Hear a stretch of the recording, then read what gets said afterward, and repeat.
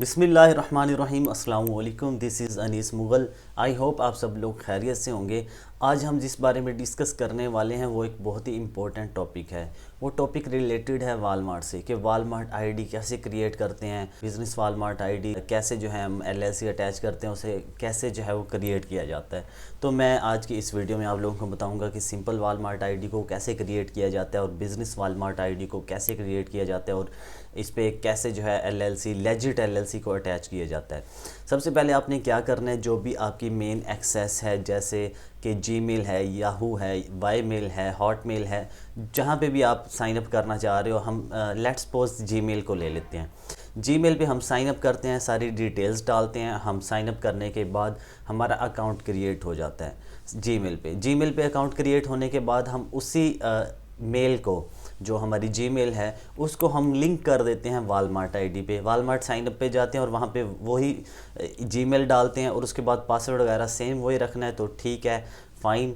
अगर हमने चेंज करना है तो उसको भी चेंज कर सकते हैं। इस तरह सिंपली हम दोनों को इंटरकनेक्टेड कर देते हैं। इंटरलिंक करने से ये दोनों आपस में इंटीग्रेट हो जाती हैं और हमारी जीमेल भी बन जाती है और वालमार्ट आईडी भी बन जाती है। हम वालमार्ट पे जाके वालमार्ट पे साइन अप करते हैं और हमारी आईडी क्रिएशन हो जाती है। अब इसी तरह हम बिज़नेस वालमार्ट को देखते हैं। ठीक है, हम जैसे मैंने पहले सपोज़ किया कि जीमेल पे हम अकाउंट साइन अप करते हैं, इसी तरह हम दोबारा फिर उसी को एग्जांपल ले लेते हैं कि हम जीमेल पे जाते हैं, वहाँ पे साइन अप करते हैं, सारी डिटेल्स डालते हैं, हमारा अकाउंट साइन अप हो जाता है, क्रिएट हो जाता है। हम उसी डिटेल्स को, उसी जीमेल को बिज़नेस वालमार्ट आईडी पे डालते हैं, बिज़नेस वालमार्ट लिखते हैं यूआरएल में बिज़नेस वालमार्ट लिखने के बाद वहाँ पे बिज़नेस वालमार्ट ओपन हो जाएगा हमारे सामने।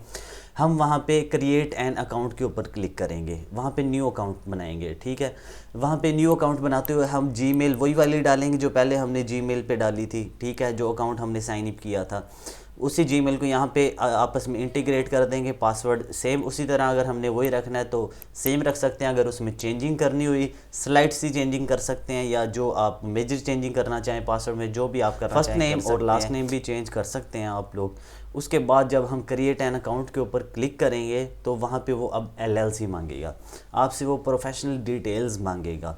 आप वहाँ पे अपने जो लेजिट एलएलसी है उसको वहाँ पे डालेंगे। जैसे आपका ईआईएन नंबर है, जिसे हम फेडरल आईडी नंबर भी कहते हैं। ऑर्गेनाइजेशन का नेम पूछेगा, आपसे स्ट्रीट एड्रेस पूछेगा, इसके अलावा आपसे सिटी का पूछेगा कि किस सिटी में आपकी जो है वो रेजिडेंस है, किस सिटी से बिलोंग करते हैं, स्टेट का पूछेगा और ज़िप कोड का पूछेगा। ये सारी इंफॉर्मेशंस एलएलसी पर मौजूद होती हैं, एलएलसी पर एग्जिस्ट करती हैं। एलएलसी से आप वहाँ से एलएलसी पर से आप लोग डिटेल्स को कॉपी करके यहाँ पे पेस्ट कर सकते हो। लेजिट एलएलसी यहाँ पे पेस्ट कर दोगे आप, लेजिट एलएलसी की सारी इंफॉर्मेशंस आप यहाँ पे राइट डाउन कर दोगे तो उसके बाद आपका अकाउंट क्रिएट हो जाएगा। आई होप कि आप सब लोगों को इसकी अंडरस्टैंडिंग हो गई होगी। अपना बहुत सारा ख्याल रखिएगा। अल्लाह हाफिज़।